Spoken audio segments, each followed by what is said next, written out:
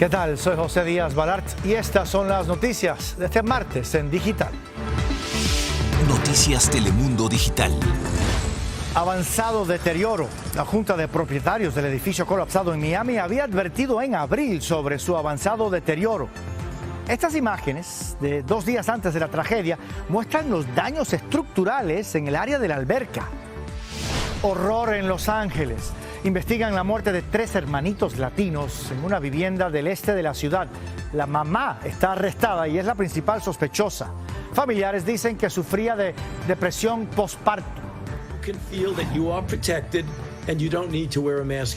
La frustración crece entre los familiares de los 149 desaparecidos en el edificio colapsado de Surfside, Florida. La búsqueda entre los escombros sigue, pero aún no hay novedades sobre sus seres queridos. Rogelio Morataglia está en el lugar del derrumbe. Rogelio, buenas tardes. Hoy además surgen evidencias del deterioro avanzado que tenía el condominio que colapsó. Sí, José, son nuevas evidencias que se suman a las que habían aparecido el pasado fin de semana, esas recomendaciones que fueron publicadas por la ciudad de Surfside y en la que podíamos apreciar que un ingeniero estructural, consultor, que estaba analizando el estado en el que se encontraba el edificio, había hecho varias recomendaciones para que se repararan esos daños y sin embargo no se hizo absolutamente nada. Pues en esta ocasión es el testimonio de un contratista que es especialista en piscinas y que se quedó muy asombrado al ver el deterioro en el edificio.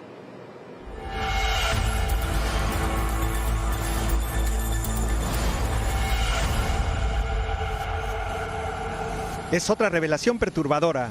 2 días antes de que colapsara parcialmente el edificio de Surfside, un contratista de piscinas quedó sorprendido ante la falta de mantenimiento en la parte inferior del edificio. Además de su testimonio anónimo, el contratista compartió estas fotografías con el diario The Miami Herald. Esta corresponde al cuarto de máquinas de la piscina, donde se aprecian que en la losa de concreto superior, las barras de refuerzo están expuestas y corroídas. A este grado es complicado que una piscina llegue. El ingeniero estructural Alioscar Ganem inspecciona edificios en el condado Miami-Dade. Sí, en definitiva, viendo esta condición, además viendo lo que pasó en el reporte estructural, sí da una clara tendencia de que las condiciones del concreto no eran las más adecuadas. El contratista también contó que en el estacionamiento del sótano había agua estancada por todas partes y que los refuerzos de metal estaban muy corroídos debajo de la piscina, justo donde se encontraba el charco de agua más profundo. Era cuestión de tiempo que el edificio pudiera colapsar. Si alguna de las columnas falla, al no ser un edificio con una estructura redundante, pudiera tener un colapso con efecto dominó, como se le puede llamar, o como un castillo de naipes. La asociación del edificio que colapsó había aprobado gastos por $15 millones para hacer reparaciones al complejo. Las recomendaciones las hizo un ingeniero estructural más de 2 años antes. Si alguien tiene esperanza, no se las quiero quitar. La abuela y la mamá de Pablo están desaparecidas. Ellas protestaban constantemente a la asociación del edificio. Porque se veía que el edificio no lo estaban manteniendo. Y ahora ves esas fotos y dices, bueno, pero ¿cómo ocurrió esto? Porque eso no es algo que pasa de un día para otro. Eso pasa sobre años, muchos años. Ese joven, Pablo, sigue esperando ansioso alguna noticia de su mamá y de su abuelita. Su conmovedor relato quebró hasta las lágrimas a la periodista Leana Astorga, de nuestra afiliada en Miami. Prendemos las noticias y vemos el edificio. Empezamos a llamar como locos a todo el mundo que podamos comunicarnos. Nos montamos en el carro, venimos para acá. Y en camino para acá veo el video donde la torre colapsó. Y ahí veo el edificio y el apartamento de mi mamá cayéndose. Y entonces la otra torre le cae arriba. Y eso ahí se sintió como si me llevaron el corazón en mi pecho. Me comentabas que tu abuelita tenía 88 años, pero era una persona llena de vida y que estaba pasando esta semana de verano con tu mamá y que la última vez que la viste fue en el aeropuerto y que nunca imaginaste que te iba a pasar. La vimos, le dimos un abrazo y nos fuimos, porque la íbamos a ver el próximo fin de semana. Si sabía que esa era la última vez que la veía, todavía estaría en el aeropuerto dándole un abrazo. ¿Tienes todavía, Pablo, esperanza de que tu abuela Elena y tu mamá Elena puedan tener vida entre los escombros? ¿Ya fuiste a ver los escombros? He pasado por aquí, no pude ni llegar porque enseguida que me bajé del carro cerca al área donde veo veo el derrumbe me caí, no pude ni pararme, las piernas se me fueron, estuve llorando como por 15 minutos en el medio de la calle, no podía pararme. Rezo para un milagro, pero no tengo esperanza de que van a encontrarlas vivas. Gracias, Pablo, por compartir este testimonio con nosotros.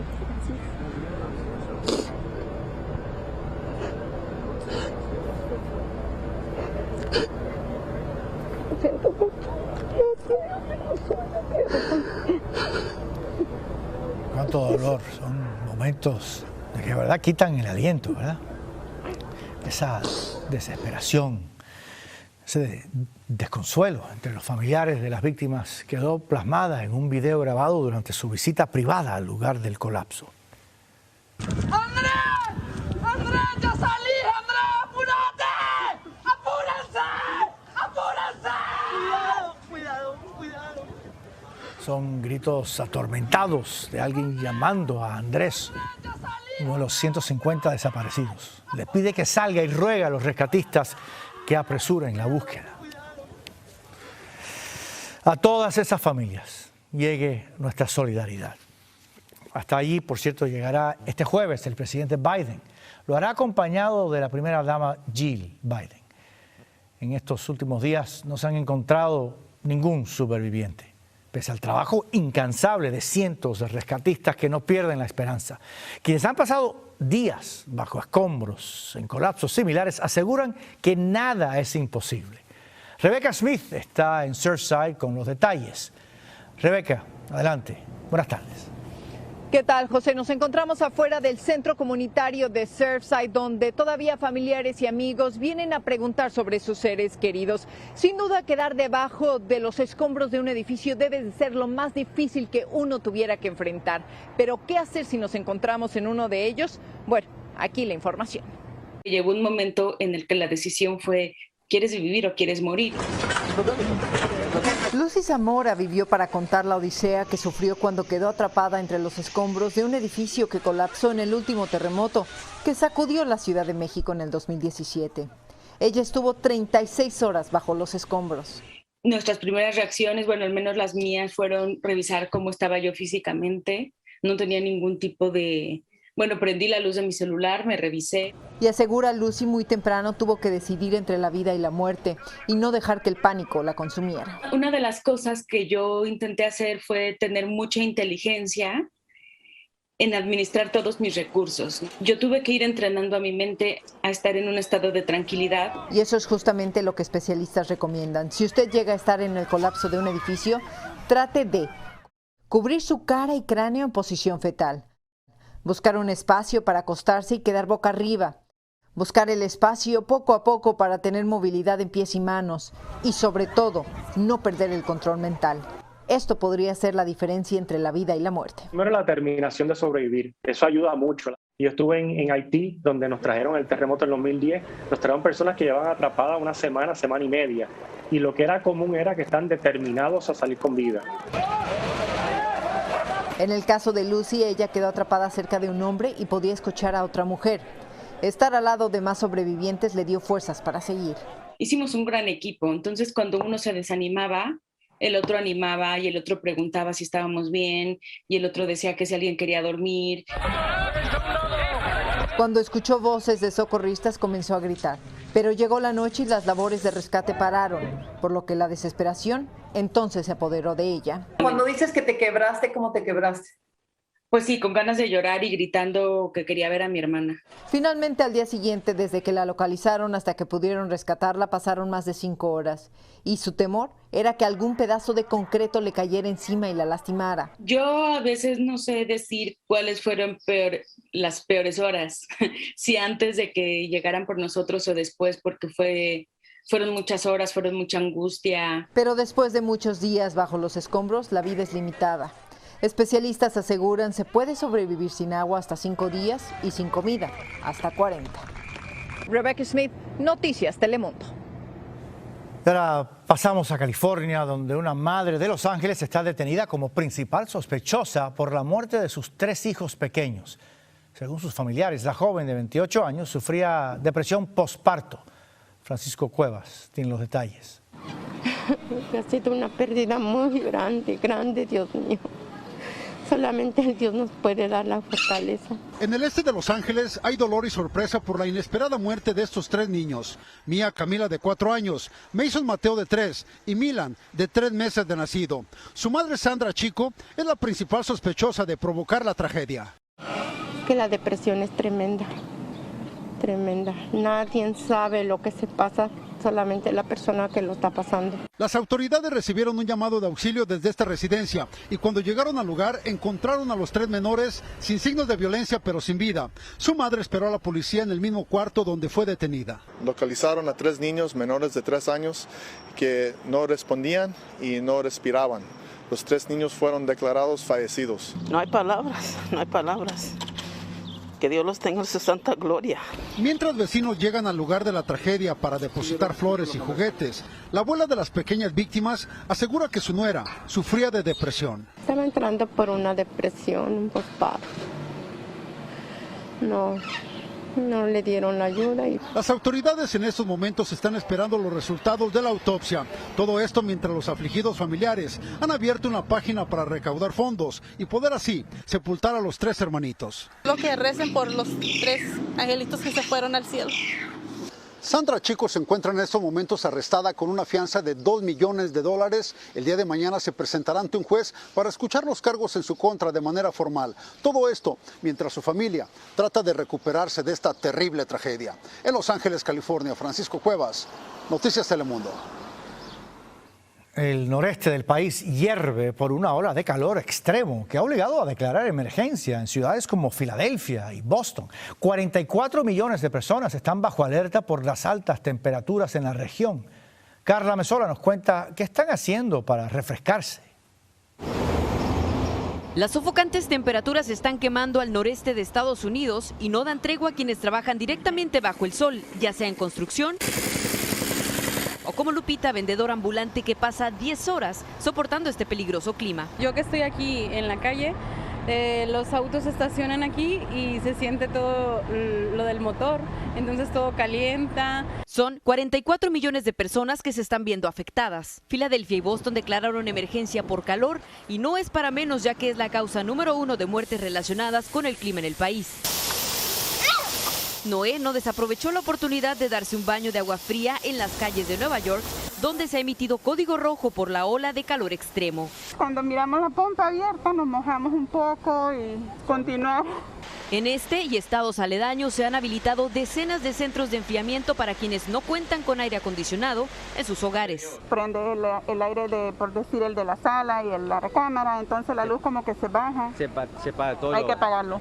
En algunas áreas el termómetro se mantiene en los 3 dígitos y aquí en la ciudad, con el asfalto y entre el motor de los autos, la sensación de calor es muchísimo más fuerte. Por ello es importante hacer una pausa para refrescarnos. Autoridades recuerdan a la población evitar el ejercicio en las horas más calientes, usar ropa liviana al aire libre y cubrir la mayor cantidad de piel para evitar quemaduras, no dejar niños y mascotas dentro del auto y prestar atención a los vecinos, sobre todo si son personas mayores o con discapacidades. Se espera que el calor ceda en el noreste a partir de este jueves. En Nueva York, Carla Mesola, Noticias Telemundo. Saben, también en la costa del Pacífico la ola de calor sin precedentes mantiene las temperaturas por encima de los 100 grados con más de 12 millones de personas bajo alerta. En Seattle, donde ayer se rompió el récord histórico, el intenso calor está quebrando hasta el asfalto de las autopistas. Miren esto, aparecen estas impresionantes grietas. Igual de sofocante, el termómetro subió en Portland, Oregón, a 116 grados, un récord de calor que derritió la cobertura de cables de electricidad. Y en noticias vinculadas con la pandemia, la Organización Mundial de la Salud ha pedido a las personas vacunadas contra el COVID que continúen usando las mascarillas ante la expansión de la peligrosa variante Delta. La recomendación contradice a los Centros para el Control y Prevención de Enfermedades, que el mes pasado le dijeron a los estadounidenses vacunados que ya no era necesario usar cubrebocas en interiores o mantenerse a 6 pies de distancia de otra gente. La variante Delta hoy es responsable en Estados Unidos de 1 de cada 5 casos y su presencia sigue creciendo. Para profundizar sobre este tema nos acompaña ahora el doctor Anthony Fauci, el principal infectólogo del país y asesor médico de la Casa Blanca. Gracias, doctor, por estar con nosotros. Doctor, ¿quién tiene la razón, la Organización Mundial de la Salud o los CDC? Well, the World Health Organization is dealing with a different situation. They're speaking for the entire world, which is very under-vaccinated, and many countries, even with vaccines, have vaccines that are not necessarily as effective as the vaccines that we're using here. So it isn't a question of right and wrong, it's a question of different circumstances. But the official recommendation is, if you are fully vaccinated, you can feel that you are protected and you don't need to wear a mask indoors in the United States. Doctor, usted llamó a la variante Delta la mayor amenaza para eliminar el COVID. ¿Cree que con estar vacunados es suficiente para evitar Delta? The vaccines that we are using in the United States, particularly the mRNA vaccines, clearly have been shown to be quite effective against any kind of symptomatic disease and even more effective against severe disease leading to hospitalization and death. Por último, doctor, se viene el feriado del 4 de julio. ¿Estamos en condiciones de celebrar como era usual antes de la pandemia? If you are vaccinated, you certainly can feel that you can celebrate this national holiday of the 4th of July. It's the unvaccinated people who are at risk, and those people should continue to follow the CDC guidelines of wearing masks, particularly indoors, and even under certain circumstances, outdoors. Vaccinated people can feel safe in celebrating the 4th of July without a mask. Muchísimas gracias al doctor Anthony Fauci por estar con nosotros en Noticias Telemundo. En temas de inmigración, la administración Biden prepara un plan para revisar miles de deportaciones realizadas durante la presidencia de Donald Trump. Según la web de investigación Proyecto Marshall, el gobierno trabaja para crear un sistema que reconsidere casos de inmigrantes que aseguran haber sido deportados bajo protocolos severos, pese a tener fuertes vínculos familiares en el país. Esto pudiera incluir familias de militares y veteranos, Dreamers o cónyuges y padres de ciudadanos. Bueno, tenemos muchas esperanzas ante esta administración de que nosotros podamos volver a vivir juntos como una familia normal, porque esto pues no es normal.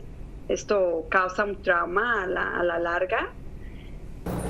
Las revisiones se harán caso por caso y aún no se han anunciado las fechas en que comenzarán. Hasta el momento, revertir una deportación ha sido sumamente difícil y los retornos son muy poco frecuentes. En Chicago, retiraron los poderes policiales a la agente que baleó mortalmente al joven latino Anthony Álvarez. El oficial Evan Solano disparó su arma contra Álvarez, de 22 años, durante una persecución a pie la noche del 31 de marzo. La Oficina Civil de Rendición de Cuentas de la Policía había recomendado hace ya casi 3 meses que fuera relevado del cargo, pero solo ahora le retiran su placa y su arma mientras prosigue la investigación. Por su parte, la familia de Álvarez sigue pidiendo que se presenten cargos contra el oficial. Síganos en nuestras redes sociales para más noticias y visite noticiastelemundo.com.